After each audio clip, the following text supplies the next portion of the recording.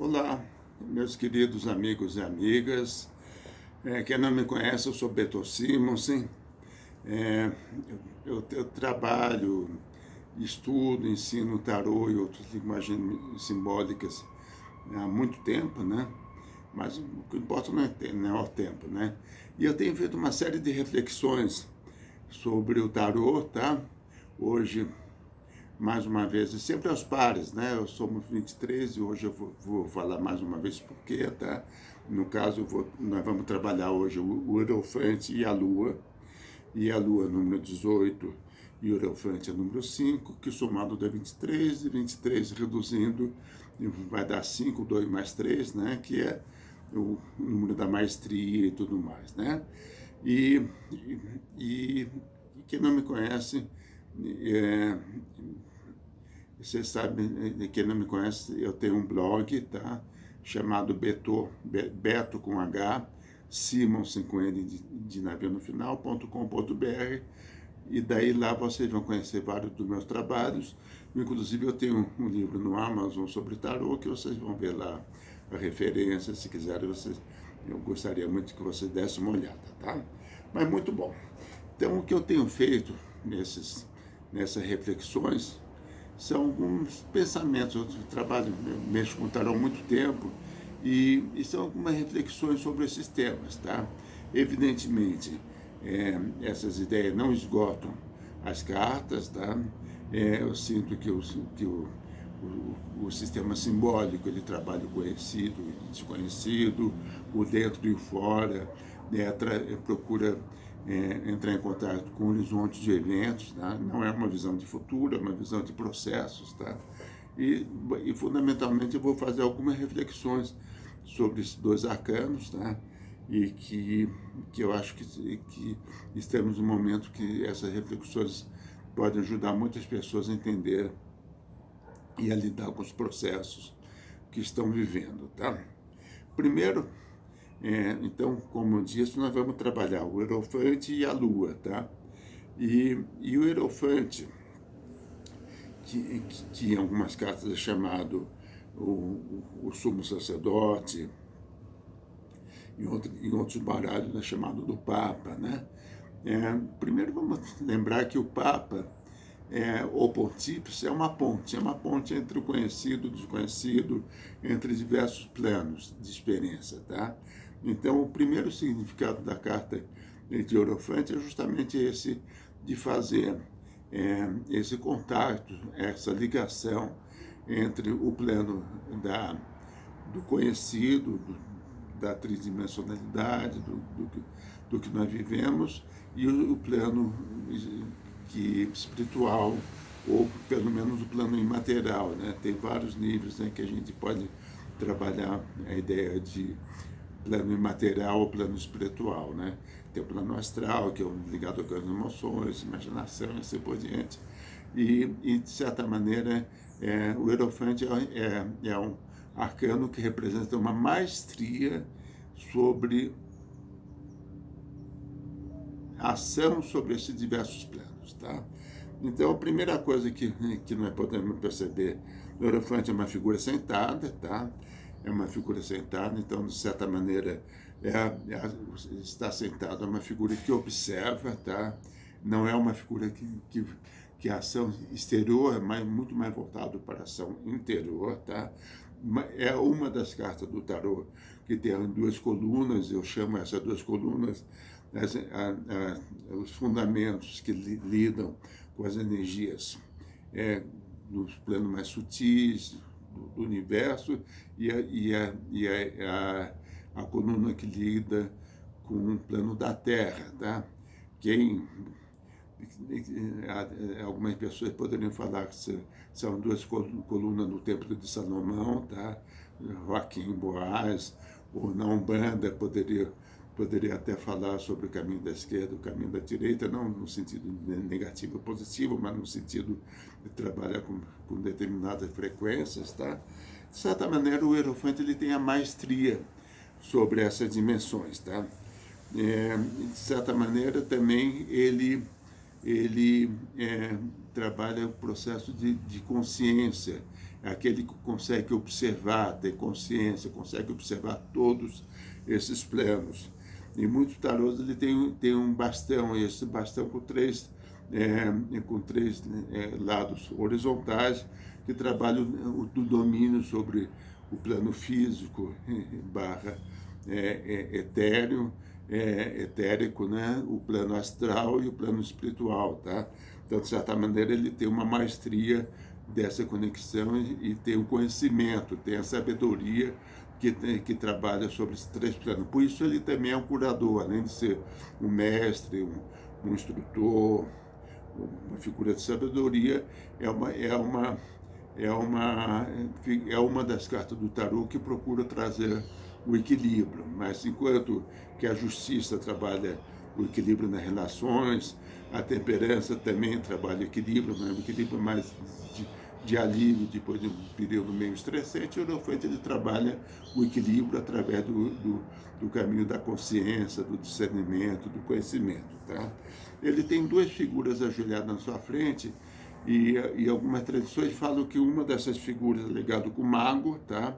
E o mago, de certa maneira, ele é aquele que traz do sutil para o denso, aquele que cria, que realiza, que manifesta, e tem o sacerdote, que é aquele que é levado do denso para o sutil, que é através da oração, através de outros caminhos, que, de certa maneira, elevam a energia, e o Hierophante ele trabalha essas duas dimensões da experiência e esses dois auxiliares, digamos assim, eles podem auxiliar tanto no sentido de trazer do sutil para o denso, quanto do denso para o sutil. Por isso, o Hierophante é uma carta tão forte, tão central. Tá?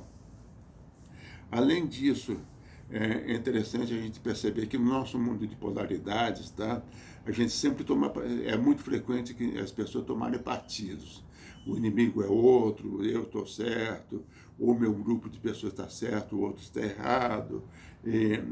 Há muita pouca convergência, há muito pouco silêncio de alma para que possa haver aquilo que eu chamo de neutralidade amorosa, para que a manifestação se possa realizar de uma maneira mais efetiva, mais atuante e com maior discernimento e maior conhecimento também, entendimento, conhecimento, no fundo, e também sabedoria. Sabedoria é uma forma de conhecimento que implica entendimento e mais uma certa compaixão, tá? Empatia, tá?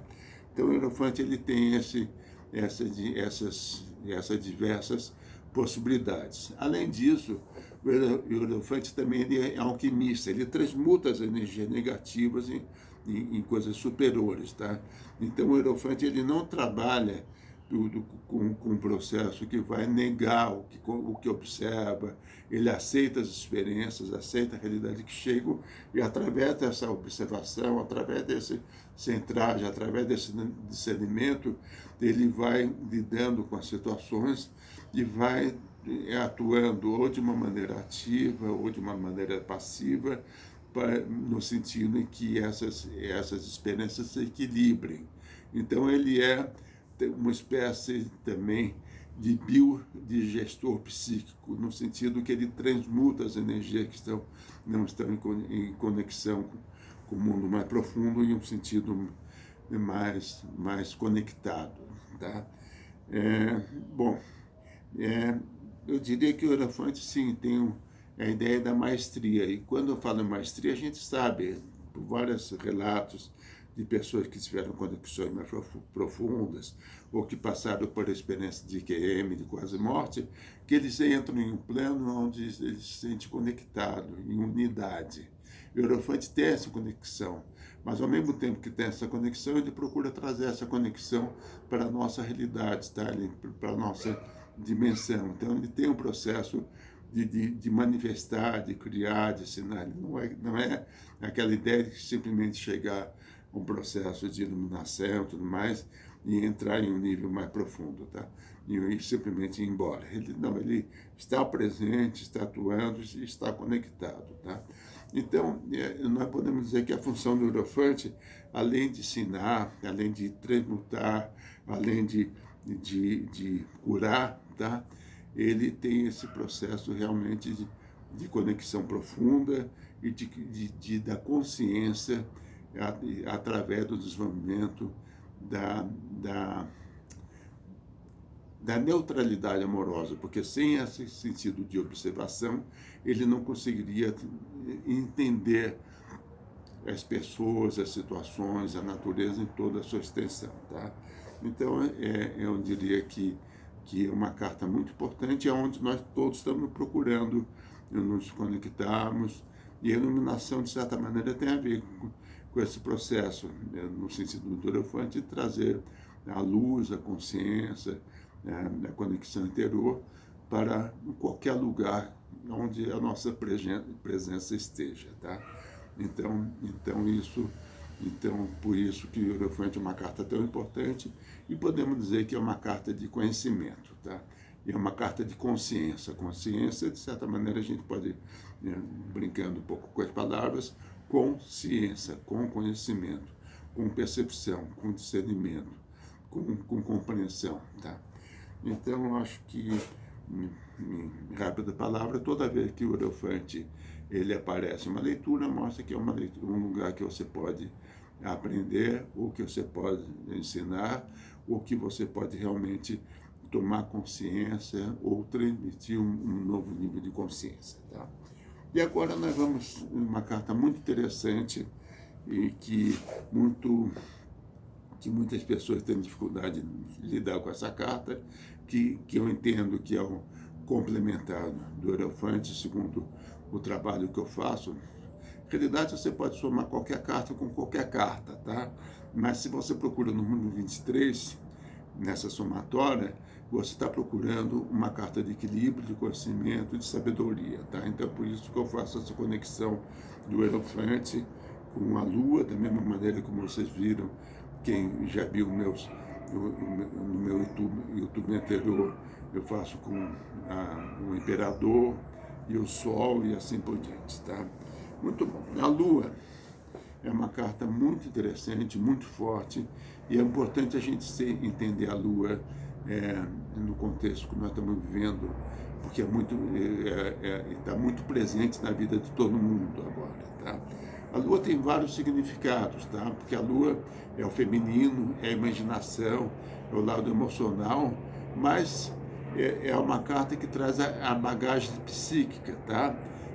De certa maneira, que essa bagagem psíquica seja presente na nossa realidade, dessa nossa vida atual, ou eventualmente ela se conecta com uma memória, com registros de vidas anteriores. Além disso, ela é que faz a conexão entre diversas realidades espaço-temporais, tá? Muita gente fala que a imaginação não é realidade, e a Lua é a carta da imaginação. Não é bem assim, a imaginação, desde que nossas emoções estejam equilibradas, é uma ferramenta fantástica para conectar a intuição, e a intuição ela pode entrar no registro, tá? Então a Lua em si não é a intuição, mas a Lua junto com o Hierophante, sim, ela é um caminho da intuição, né? Ele tem um lago, tem um mar, tudo mais, e tem um ser que alguns falam que é uma lagosta, outros falam que é o caranguejo, mas basicamente essa consciência é uma espécie de mouse que vai em busca de nossas conexões internas.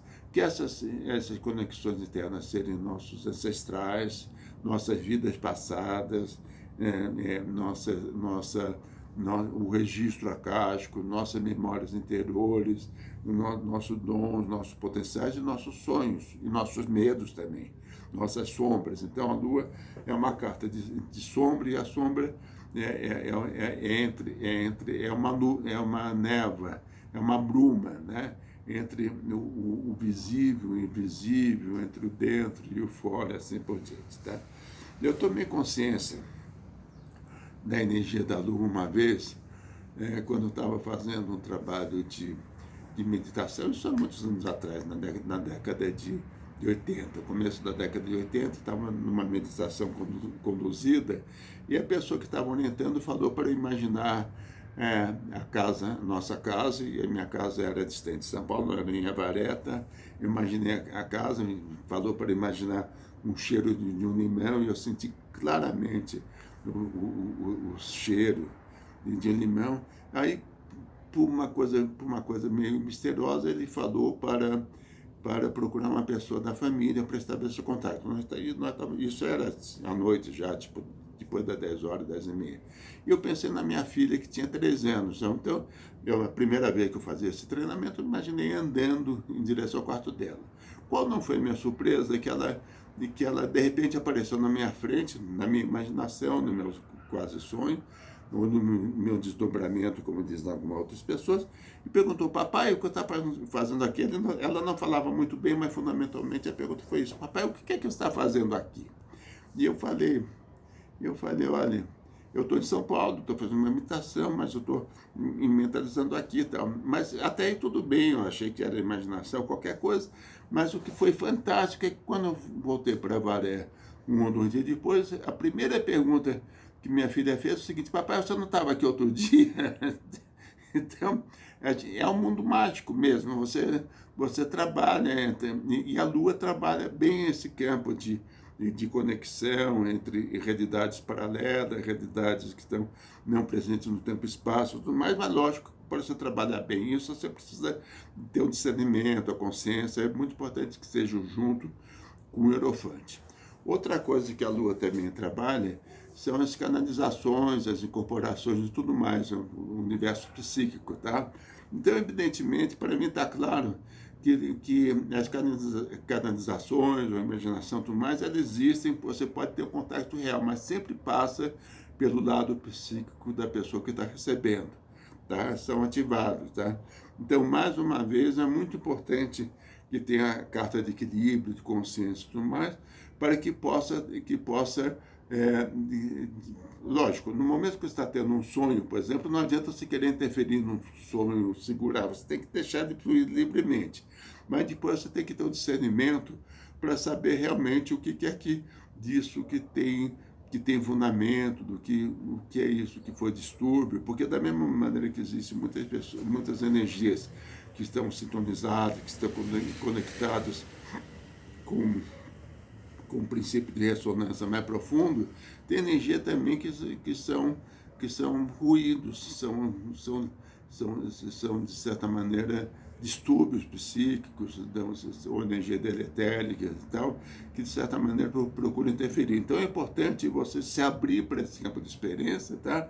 Mas de outro lado é importante você ter também o sentido que eu chamo da observação desapegada, porque daí você vai lidando, você vai intuindo realmente aquilo que está chegando, se está que tem um fundamento mais profundo, que você tem uma razão, que tem um princípio, que você tem uma ordem nesse processo, tá?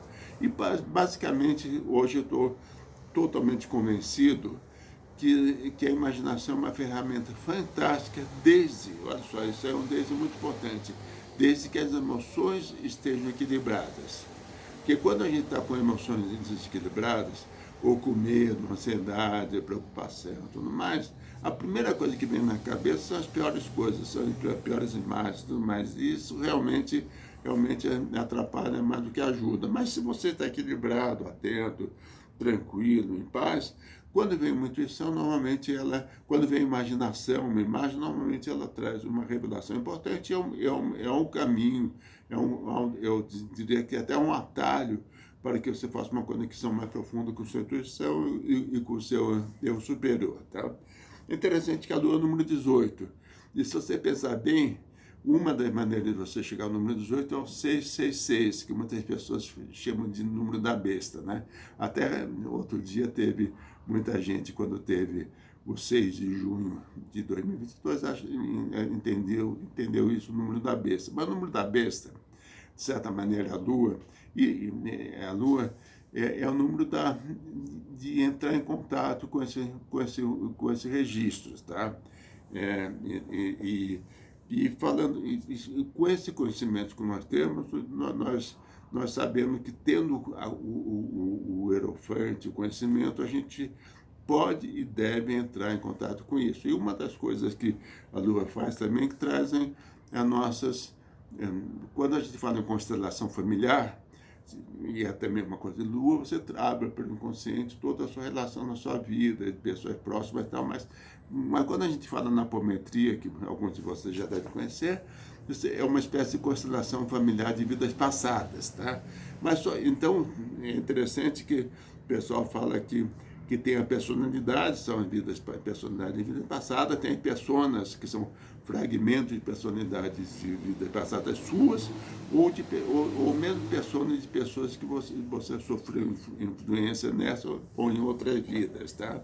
Mas o que eu quero dizer para vocês é o seguinte: a Lua também fala sobre os tesouros, os sonhos realizados ou não, fala sobre os dons, e a vida passada, normalmente, em apometria, a gente sempre acha que quando aparece uma personalidade e tudo mais, a nossa consciência sempre ela precisa ser tratada. Ou quando aparece um guia também, uma entidade, tal, ela sempre precisa ser tratada, ser equilibrada e tal. Nem sempre. Muitas vezes a nossa personalidade, todos nós já tivemos vidas ou aspectos de nossa alma que são altamente desenvolvidos, são dons, são capacidades e tudo mais, que estão aí para ajudar, tá? Então, muito embora nós agora, enquanto uma personalidade presente, o que se fala é que quando uma personalidade é muito forte, ela tem uma estabilidade, tá? Independente de você ter outras histórias, outras vidas ou não outras vidas, ela permanece atuante, tá? Então, você pega uma personalidade tipo de um Gandhi, de São Francisco de Assis, mesmo pessoas, eu estou exagerando um pouco, mas é apenas título de exemplo, elas continuam presentes. Se você rezar para São Francisco, ele pode estar encarnado, pode estar em outro planeta, pode estar whatever, a alma dele pode ter mandado outras conexões, mas a personalidade de Francisco de Assis continua atuante, tá? Gurdjieff é que falava que você pode ou não atingir a imortalidade. Ele estava falando no meu entendimento em termos de personalidade. E as personalidades estáveis, ou seja, que permanecem mais tempo, são as personalidades mais intensas, mais consistentes, tá? E não são necessariamente positivas, tá? A gente pode dizer que seres muito negativos também eles conseguem uma certa estabilidade que precisa ser trabalhado, né? Em programa de novela, se não tivesse o vilão, não teria graça nenhuma. Mas é muito importante num mundo que nós estamos muito polarizados, nós começarmos a procurar o silêncio da alma, a conexão, o equilíbrio, o intervalo entre uma música, né? A música tem o som e tem o intervalo. Esse intervalo é o intervalo entre os pensamentos, onde entra a nossa intuição. Então, fundamentalmente, o equilíbrio entre o Hierophante e a Lua é justamente isso: entrar em nossa bagagem psíquica, entrar na nossa realidade e atuarmos como intuitivos, como sensitivos, como co-criadores e transmutadores de uma energia que possibilite realmente a gente entrar em nível mais profundo. O reino dos céus, no meu entender, é justamente isso: é um padrão de ressonância divino, tá? De união, que se manifesta em múltiplos campos de experiência, tá? Isso nós podemos chamar de harmonia.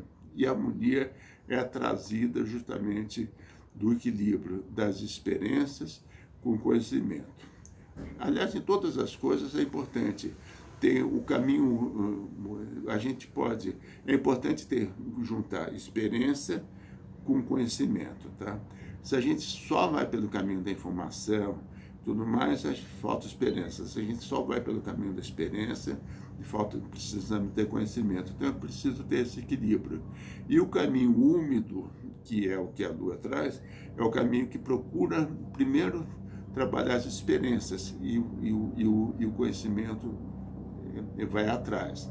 E o caminho seco é aquele que procura informação, conhecimento e tudo mais, para finalmente se abrir a algum tipo de experiência. Lógico, os dois caminhos podem chegar à conexão, então não existe um caminho melhor ou pior, um caminho seco ou úmido, mas eu diria que o caminho úmido é uma espécie de atalho em direção ao seco. O caminho seco, que você vai conhecimento, mas muitas vezes você fica muito preso às suas crenças, às suas convicções, a uma religião, uma instituição e tudo mais. É muito difícil você se permitir um contato mais profundo com o outro, com empatia e tudo mais. Então é um caminho mais mental, é um caminho que você também pode chegar lá, mas é um caminho um pouquinho, na minha visão, posso estar enganado, né? Algumas pessoas falam que é um caminho muito mais seguro, muito mais sólido, muito mais consistente. Eu acho que no nosso tempo, no nosso momento, a gente não tem muito tempo a perder, tá? Então acho que é bom a gente abrir um certo espaço para a nossa imaginação, tomar contato com nossas emoções, trabalhar com paixão, sensitividade, ao mesmo tempo colocar limite na nossa sensitividade. A gente não pode receber uma coisa negativa, se nós estamos muito envolvidos. A gente tem que ter um certo distanciamento, é o que eu chamo de neutralidade amorosa, porque sem isso você cai a sua frequência, você não ajuda nem a você, nem ao outro, mais. E o resgate é justamente isso, você estabelecer com essa conexão interna e a partir disso você irradia da melhor maneira possível aquilo que você vibra, porque nós sabemos que tem uma rede, tem com a natureza, com os céus, com o sol. Aliás, então, a tarde está linda, está o pôr do sol aqui, está maravilhoso aqui. Mas é isso, então é isso. É importante isso, e os caminhos simbólicos trabalham através de sincronias, tá? E realmente pode nos ajudar muito a desenvolver essa conexão, entrar em outra frequência, entrar em uma sintonia mais profunda e sairmos desse mundo polarizado, né, meio caótico, tá? Em que muitos estão vivendo, tá? E quanto mais pessoas despertarem para essa consciência de unidade, de harmonia, mais auxílio o planeta terá e mais fácil será essa transição. E eu criei uma carta, que é a Dama de Ouros, que mostra que nós no próximo tempo teremos ferramentas concretas. Ouros é terra, materialidade, Dama é o lado afetivo, que provavelmente nós teremos, ou devemos procurar ter, desses instrumentos para que a gente consiga realizar essas coisas mais concretas e trazer realmente à nossa vida toda a capacitação, energia, recursos que possam nos trazer uma consciência mais profunda, uma conexão mais profunda e um compartilhamento mais profundo com todos e com tudo o que é. Gente, muito obrigado, que todos vocês fiquem muito bem, que estejam em harmonia, tenham confiança, não tenham medo, tá? Que com a conexão a gente sempre, não é que nós não vamos ter desafios, a gente vai ter desafios cada vez maiores durante certo tempo, mas a gente vai ter mais capacidade, mais instrumentos, mais ajuda para lidarmos com todos esses desafios. Gente, um grande beijo para todos e todas e fiquem todos muito bem, tá? Amém.